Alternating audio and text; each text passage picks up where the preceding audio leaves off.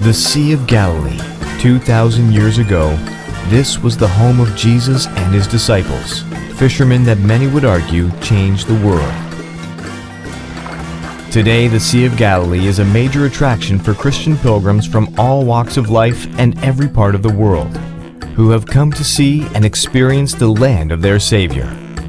It is also home for two brothers, Yuval and Moshe Lufin, and what some are calling the archaeological find of the century. A 2,000-year-old boat that has been nicknamed the Jesus Boat.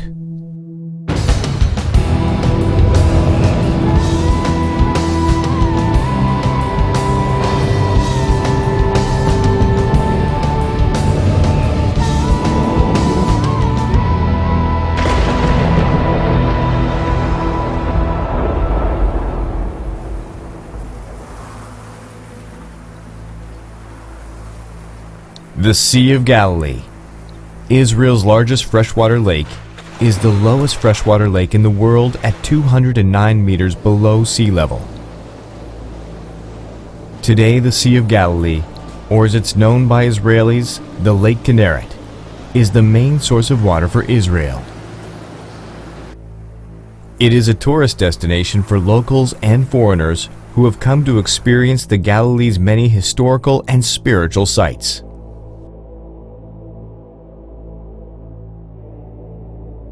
The Sea of Galilee has a rich history from ancient times, yet is perhaps most famous because of one of its residents from 2,000 years ago. It is here that the New Testament of the Bible tells many stories of Jesus and his disciples. Yuval and Moshe, second-generation fishermen, grew up in the Galilee and spend much of their free time searching the banks of the lake. אני בגיל מאוד צעיר הפכתי להיות ארכיאולוג חובב. הרבה יותר עניין אותי איך אנשים חיו לפני אלפי שנים, ובתוך הבקעה מצאתי המון דברים שקשורים לזה. 1986. The water level in the Sea of Galilee was unusually low. Yuval and Moshe, who claimed to be amateur archaeologists, took the opportunity to do some exploring, hoping to find something. יום אחד שהלכנו בחוף בין מגדל לגנוסר, חוף ממש שלא היה עליו שום דבר, מוישלה מצא מטבעות עתיקות. על פני השטח מטבעות עתיקות יהודיות ורומיות, ואמרנו, אם יש פה מטבעות, אז בטח יש כאן עוד דבר. באחד הימים הלכנו ביחד ואנחנו רואים על החול, רואים מסמר. אנחנו מסתכלים טוב, זה מסמר רומי, אנחנו מכירים אחרי כמה סנטימטר אחד, עוד 20 סנטימטר, עוד אחד, הבנו שאנחנו רואים משהו. והכיוון הזה של המסמרים, שהם היו בקבוצות, בעצם גילה לנו שיש שם סירה. איך ידענו שזה משהו, לא יכולנו לדעת, אבל תיארנו לעצמנו. שיכול להיות שיש רק קרש אחד, שאין את כל הסירה, עד שלא הייתה שם החפירה, בכלל אף אחד לא תיאר לעצמו שיש סירה שלמה. The brothers, not yet sure of what they have found, place a call to the office of marine archaeologists Kurt Rave and Shelley Waxman, who are busy themselves excavating shipwrecks off the Mediterranean coast. We came in the office and there was this message from the guys here. We found something, please come and check it. So the next day we would come here, and already going down here from the hill, we were joking because on the way you have this note that you go beyond sea level, okay? So we start already joking, well, if it's a shipwreck, we're going to have a funny excavation because it's going to be the lowest shipwreck. 240 meters underwater level. Mediterranean water level, and still a dryland excavation, so it's going to be something very unusual. How unusual we didn't know by then, but it was already, we were feeling already that something is going to happen. Having searched the Sea of Galilee before, Kurt was skeptical the brothers had really found anything of importance. We met those guys here and they took us to the site. Before that we had coffee and we drew exactly what we have to look for next time, that they just don't call us just like that, just check if it's really ancient. Otherwise it's a pity we come all the way from the Mediterranean. And when we came to the site, we were flabbergasted, I thought just what we were drawing in the cafeteria was there, laying for us. And okay, that blew our minds. From that moment we knew our life will never be the same. The brothers had discovered an ancient boat. Could these remains be from the time of Jesus?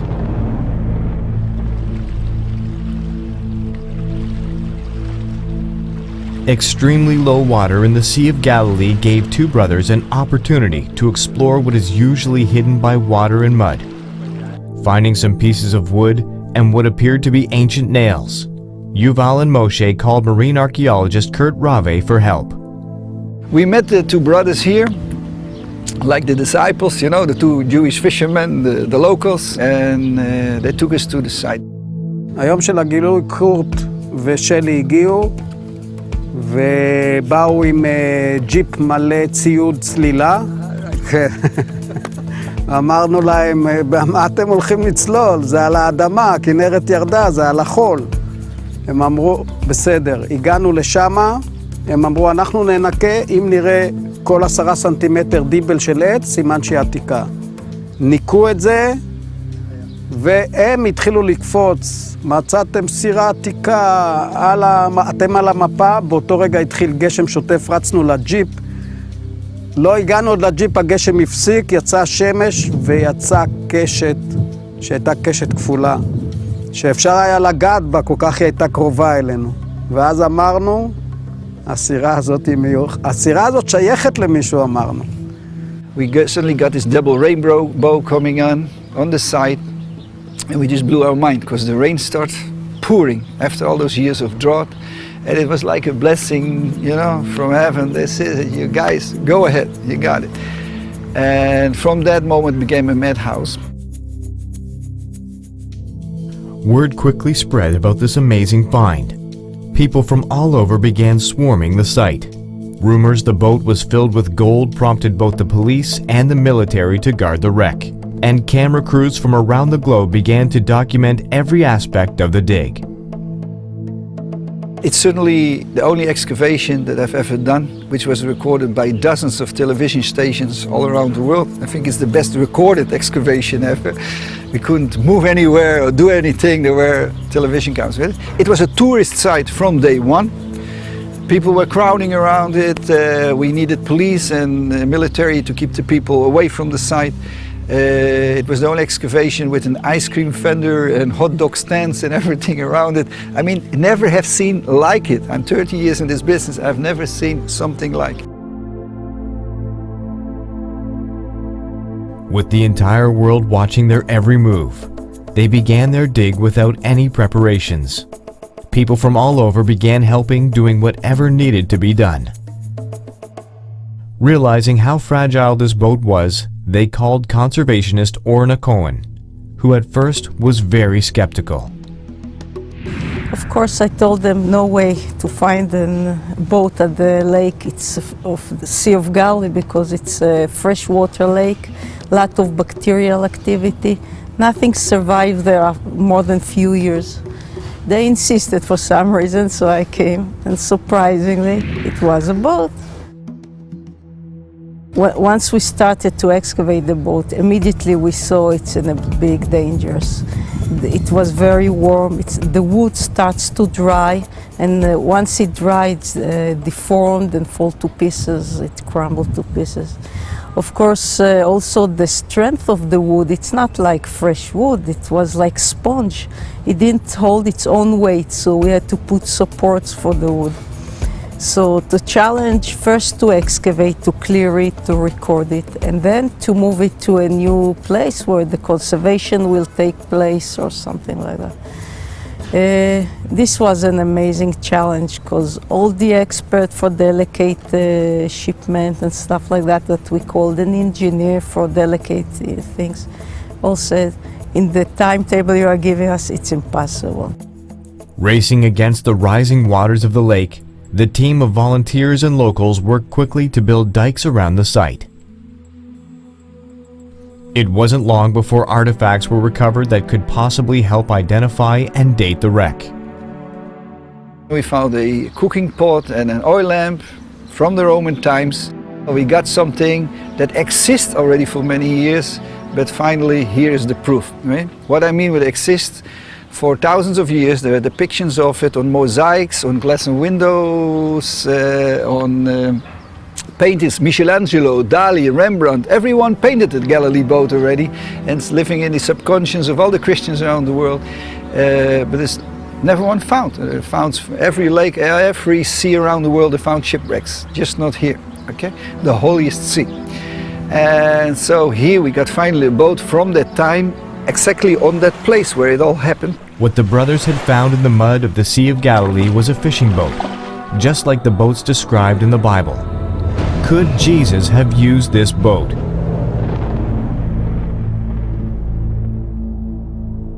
Working around the clock in the Sea of Galilee, the team suspected the boat they were unearthing may be an ancient fishing boat. As more of the boat was uncovered and found intact, they realized it resembled an ancient mosaic that had been discovered at the ruins of the biblical town of Migdal, which was just a few kilometers away.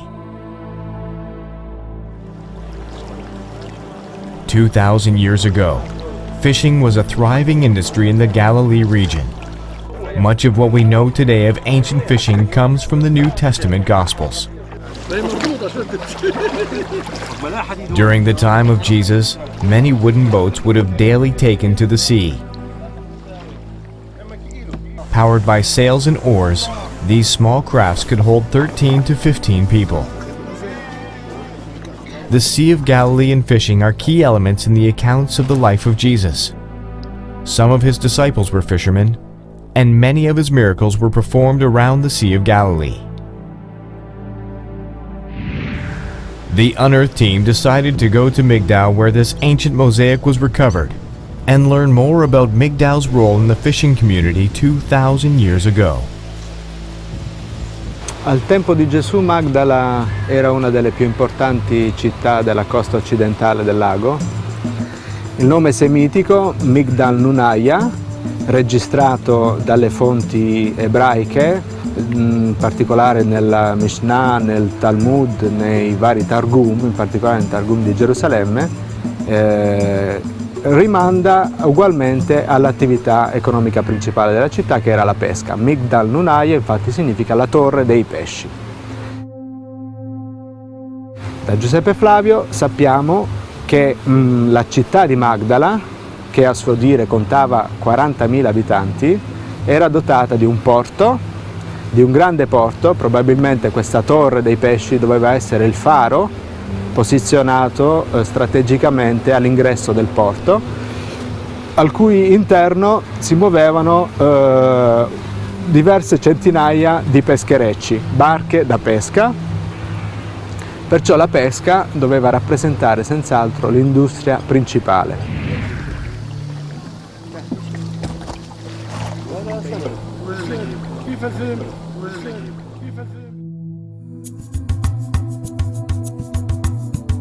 As the world watched, the shape of the boat was slowly being revealed. But this excavation had started so quickly the team was unprepared and were forced to improvise in order to move the boat before the sea reclaimed it. All we had was a jeep, a few buckets and a few shovels, and go and excavate an ancient boat, which is actually more than 99% itself waterlogged, so can hardly hold its own weight. So everything was mission impossible, and that's why we excavated many shipwrecks, even older ones, more interesting ones, but nothing was so special as this one. It was mission impossible from the first day. When we needed needles to put the number tags on it, because we were sure at one point would disintegrate and we won't know anymore what's connected with what, we put on tags, but we can't do it with, you need rust-free nails for that. So suddenly somebody got an idea to use cactus needles that were growing a few meters from us, so we were just clipping all day with scissors, cactus needles, and that way we overcame that problem. To take the boat out was another problem because the water level rose in the time, so like good Dutch, we built dikes around it, but in the end we couldn't get it ashore anymore, so we're surrounded with an island. Preserving the wood and moving the boat appeared to be virtually impossible, until Orna Cohen came up with an ingenious plan. For this we decided to use something very unusual. It's called polyurethane foam. You blow it to the place, it immediately got strong, stiff enough to hold and support the wood, and then you can go on excavating around it and to move. So once we came with this solution, things went very quickly. Encasing the entire vessel with a spray-on foam polyurethane, the team was then able to protect the wood and remove the boat from its muddy grave. At this stage, another question raised, how we are going to move it from the site to the museum. We had been offered an helicopter from the army. We thought about a truck going along the shores, things like that. But the most obvious thing was to just sail it on the lake. The polyurethane shell not only protected the wood, it also acted as a float. And after 2,000 years at the bottom of the Sea of Galilee, the boat sailed again.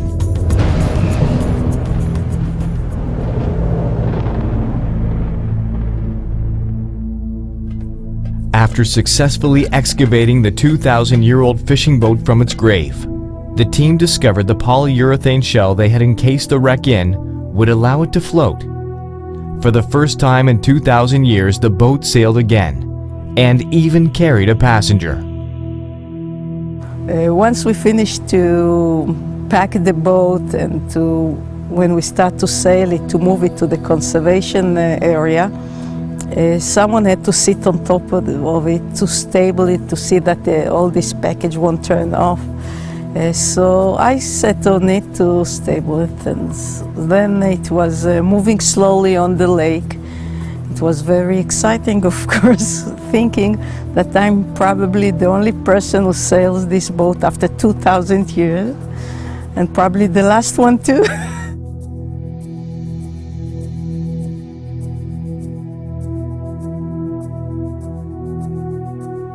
Today, the boat is on display in the Yigal Center on the shores of the Sea of Galilee. Visitors from all over the world and from all walks of life come to visit the boat and imagine for a moment what life was like during the time of Jesus. It was in the time of the Galilee War that we were fighting in Lebanon, also me and the brothers. Just in that period when the whole world only heard about Israel, about bad things, war and destruction and things like that, suddenly we had something positive, something good, something not connection to the Palestinian problem or army or destruction or politics or that, okay? Just something good for everyone. And either if you're a Christian or not, I mean, everybody was excited about the discovery, about the recovery, about the preservation. Everything in itself was a miracle. And so finally there was some good news out of this region, okay? I think that's one of the, if we manage to do that, it's good enough. For the brothers Moshe and Yuval, who discovered the boat more than 20 years ago, this is the fulfillment of a dream. כמובן, מאותו רגע שמצאנו את הסירה, ברור שזה שינה לנו את החיים, אבל ידענו את החשיבות שלה ושהיא חשובה לכל העולם. כן, ההרגשה טובה מאוד שזה קרה לאח שלי ולי. אחרי שמצאתי אותה, הבנתי שיש דבר כזה גם עם עכשיו, הסירה הזאת היא בעצם, יש בה איזה מין רוח מסוימת שהיא משנה את כל הדברים לטובה. אנחנו, מוישה ואני, קוראים לה סירת השלום. בגלל שהתחלנו לחפור, אז המגדלאים, השכנים שלנו, אמרו שזה סירה שלהם וכמעט ירו בנו. ברגע שהתחלנו לחפור, הם הצטרפו אלינו ועזרו לנו לחפור. ואז הבנו שהסירה הזאת זה לא סירת מריבה, זה סירת אהבה, סירת לשלום. To the brothers, it is the boat of peace. but many people around the world call it the Jesus boat. What does this boat do for Christian faith? Well, for biblical archaeology is, of course, is one of the major finds. I mean, we have a lot of archaeology here. We have very few relics that exactly can be identified from a certain time, or that time from that place. So here, this became really a relic, just like the Wailing Wall, where we have most of the places here, or churches that actually built much later on a site that someone decided this must be it, but no archaeological evidence. And here we got a factual fact. This is a boat from the time, from that place, from those events, and if Jesus used it or not. At that period there were about 600 of those fishing boats around here. So we have a 1 in 600% chance, but it's not important, you know. This is how they look like, it's from the time, and this is the only one we got. So that's the closest we can get. That's enough for science. The nickname Jesus boat, we never come away, but it's from the times of Jesus. The boat from the time of Jesus gives us a glimpse back into one of the most interesting times in history, and helps us imagine what his life was like, and reminds us of his message of peace. The discovery of this boat has forever changed this region and the lives of those who helped deliver her from her watery tomb. The Jesus boat is another fascinating remnant of Jewish history that has been unearthed in Israel's ancient soil.